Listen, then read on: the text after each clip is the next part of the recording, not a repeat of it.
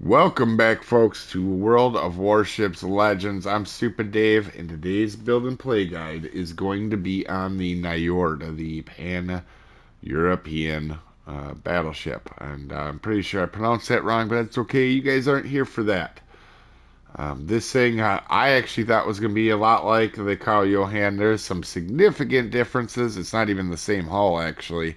Very similar, though, and I think they based it off of the Carl Johan. But anyway, guys, the big thing with this ship, it's fun, but I think personally, I don't know what other people are saying about it.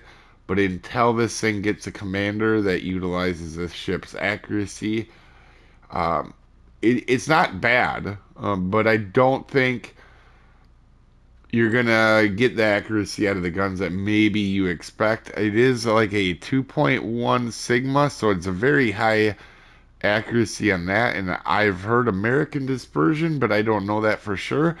Which means this thing, if it gets a accuracy commander, it will be very good. The problem is right now you don't have really any good commanders for it. I'm using Yanko Vakovich, and the reason why is mostly because of Master Mechanic and Fight Fire with Fire. The fight fire with fire when you're playing close up is a much more was a is a much bigger thing than I thought it was until I started trying to use the destroyer commanders right away in this, because that's really what I went for, to try to boost the torpedoes. But we're using Pablo de Vervel, Colorado, uh, Reckless Gunman. I know it hurts your torpedo acquisition, but you have a sonar, so when you think you're getting torped, use that thing. Crisscrossed up. The guns turn around on second thought for the reload and master mechanic. Now, I want to be very clear. You could use Helric on, let's see, this setup here. I did that for the torpedo speed. Got crisscross there and back in stock. And stand or fall with fully packed. And this isn't bad, okay? This is another way to go about it. But you do lose fight fire with fire, and that is problematic because people are going to be shooting you with HE to knock out your torp tubes, basically, in the middle of the ship. Also, I'll try the destroyer commanders, of which I like Stig Eriksson the best, but I'll be honest, guys, I thought this was going to help a lot more, the sheltered arms. Now, it does stop them from getting incapacitated or hurt, but it does not stop them from being destroyed. All right. So again, that perk isn't as useful as I thought it was going to be. And getting detection is helpful to get into position, but once you're firing your guns in this, you're all willy-nilly for the most part. So I would definitely go with this. Now, if you're watching this later, and there is a new commander with accuracy for the Pan-Europeans, please use that. You'll be so happy, I'm sure. Because I actually like the guns on this thing, even for what they are without an accuracy commander. They're not bad. But anyway, we'll talk about them a little bit more here in a second. For your modifications, aiming systems mod 1, prop mod as always, and concealment in 2 and 3. Let's see here, and main battery mod 3 here. Now, if you're taking Stig Eriksson, you could take the torpedo relaunch perk because you're already, turning the risk down with that skill. That would be something viable. But the main guns are actually not awful. For your consumables, you have 4. You could have 5 heals if you had them ranked higher. They're not great heals, but having 4 or 5 of them is always handy. Sonar, this thing is nice. Now, is it German 6-kilometer sonar? No, but it is still very handy. You're going to use it when you have torps or destroyers in the smoke or around island cover. Like any sonar, you'll see that in our match play out. And you do have in 3 enhanced consecutive targeting. Secondaries aren't great on this thing, and they're short range. For your survivability, you have 63,000 health. So you have not a lot of health, but keep in mind that you do have 4 to 5 heals depending on your build. So, I mean, you have that going for you. Main guns. These are Gneisenau 15-inch guns. All right. They're not bad, but at tier 8, they're a little underpowered, right? They're not DPM monsters. However, your reload on this build is 17 seconds. So you are shooting basically twice as quick as a normal battleship. So you do have to keep that in mind. So it's not terrible. And if this ship had as an accuracy commander, this thing will really liven up because I've had fairly good luck with the guns. I think I'm at a 43% accuracy rating with it right now. It's going to be 50 if you have an accuracy commander, can guarantee that. But are they absolute monsters? Are you going to citadel every battleship at range? No. Up close, yeah, you're going to see in our match, we citadel Carl Johan, and that's with the Carl Johan having a turtleback armor, right? So, and then these guns do work pretty good against cruisers. I've had good luck citadeling stuff. Now, your range hurts you a little bit. Your 180 time is pretty good with this build. But again, you do have quarter pen, so you guys do know it does pen 95 millimeters of armor on HE. So while your damage alpha is low on the HE, um, it's not terrible because you're going to be able to pen a lot of things, and your fire chance for reloading 17 seconds is pretty good. Actually, it's not as bad as you would think, and your back turret is 360 degrees, so this ship is pretty good at brawling, and that's one thing I wanted to say. When you have undersized guns at the tier, like 15-inch guns, they become quite effective up close because you don't need the biggest guns in the world when you're close in on armor, right? So, um, you know, playing this ship aggressive, smart but aggressive is the way to go, especially when you have these bad boys here. These are 20 absolute screaming torps. And if you want, you could take the torp perk that takes them up to 91. But these absolutely haul butt and they hurt. They aren't high damage, but you have enough of them where they hurt. And these are very nice to go with your guns, right? Without these, the ship wouldn't be that good, I don't think. Not that the ship is great. I would still take my Gumo over this ship if it was, if you're deciding which one to take, if you're watching when this video campaign came out. My Gumo is a better option, but this ship, once it gets the accuracy commander, is not going to be bad. I'm going to like it personally. Quite a bit, actually, I think. It's tanky, and one thing I will say is these torpedoes are in the middle of the ship, so they get knocked out quite a bit and destroyed if you get HE spam. So you kind of want to protect them until you get into a position that you want to be to unload, and then you just unleash the chaos. And that's what I figured out with this thing. And once you do, it is chaos. Trust me. The match you guys are going to see is not going to be long, but I'm going to have a huge effect on the match playing the ship correctly. AA defense, haven't run into a ton of carriers in this thing, but it looks solid. Based off of this, it's not bad. I wouldn't say it's the best in the world, but it's definitely not bad. Maneuverability, quietly, this thing is pretty nice. Like, speed at 32 knots is nice, but the turning circle, pretty good for tier 8 when you have stuff with like Marlboro and whatnot, right? Like at the higher tiers, a good turning circle is 800, like this. Concealment 13 kilometers. It's a battleship. You're not sneaking up on a dead moose. However, the 13 kilometers isn't too bad. For your armor, you will notice it does not look exactly like Johan, right? That's because it's not. While this thing is very tanky and it is hard to citadel, is you have a 32 millimeter bow and stern, by the way. Um, and the back has an extended belt, so it's pretty hard to get you from the rear, which is always comforting to know, right?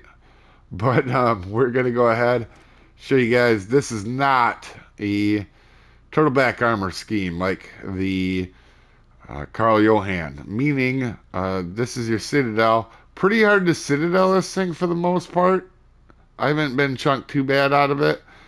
However, if you turn in and you lift up the side that you are shooting at, you will get Citadel pretty easily.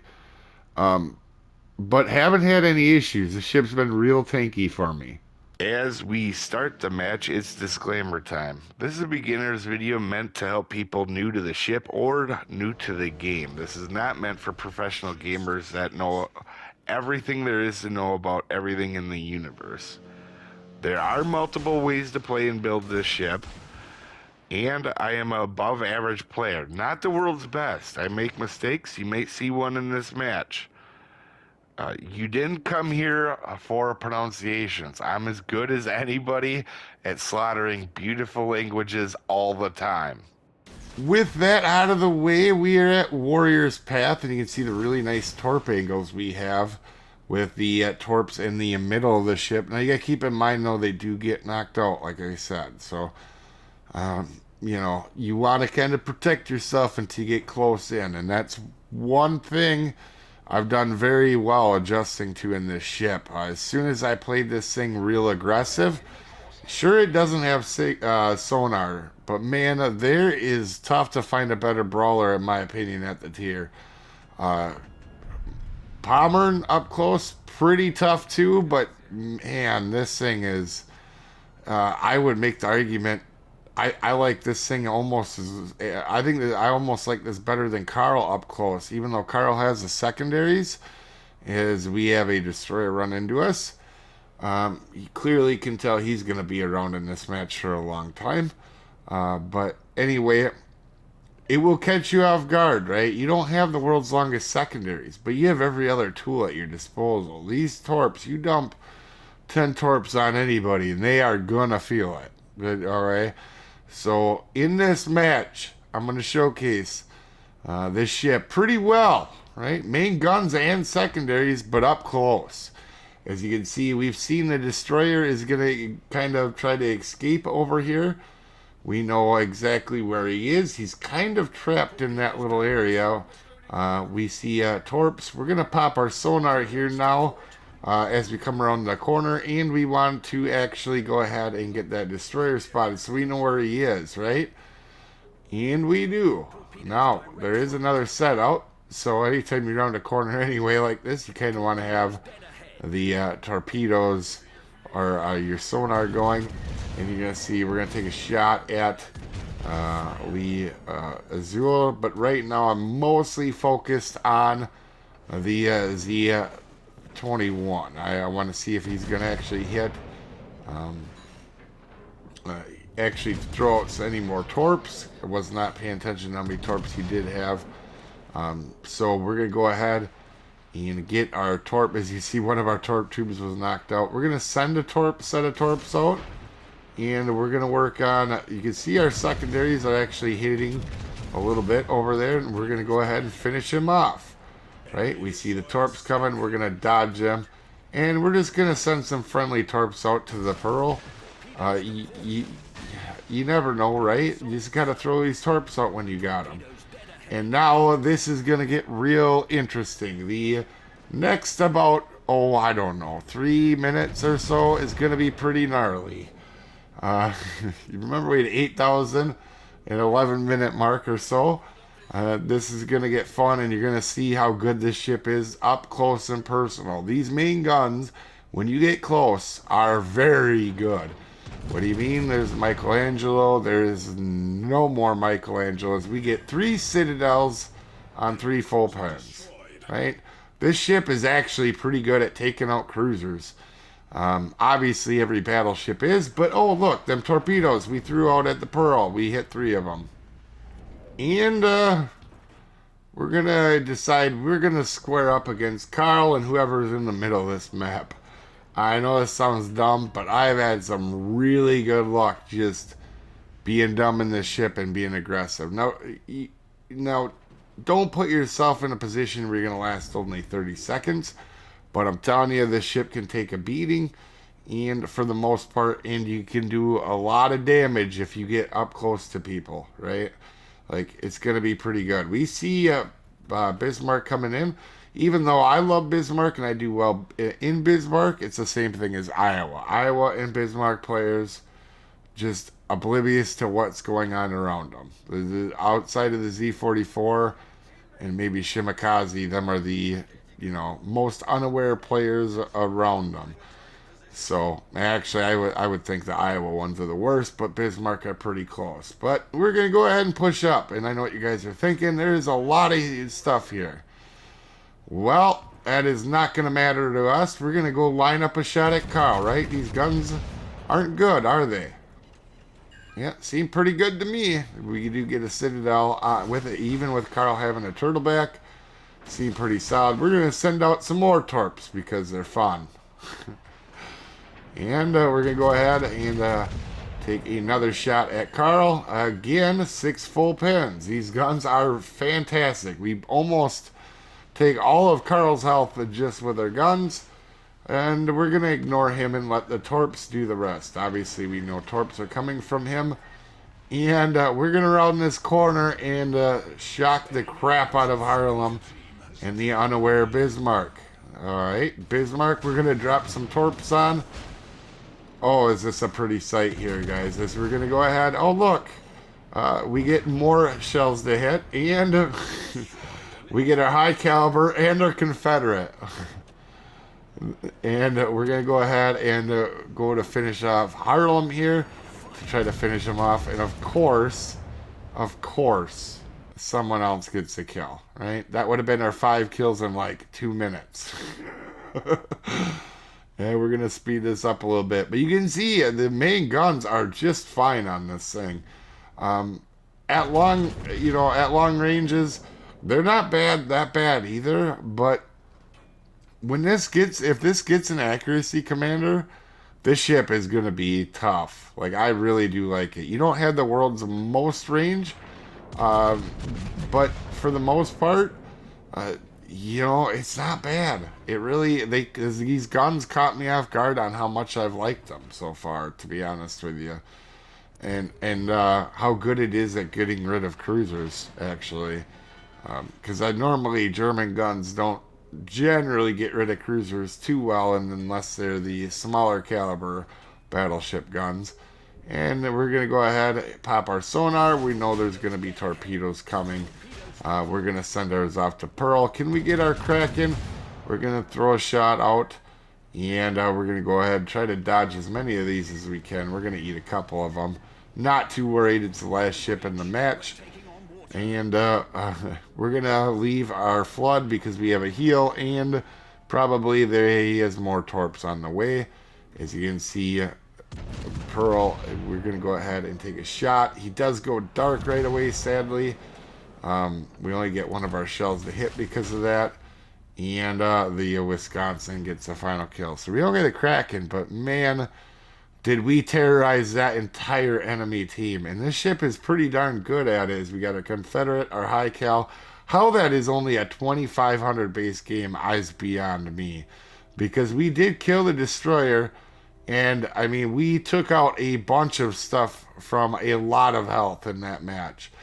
But either way, had a fun time. We definitely helped our team win the match. You guys have a wonderful day, and we'll see you next time, folks. Have a good one.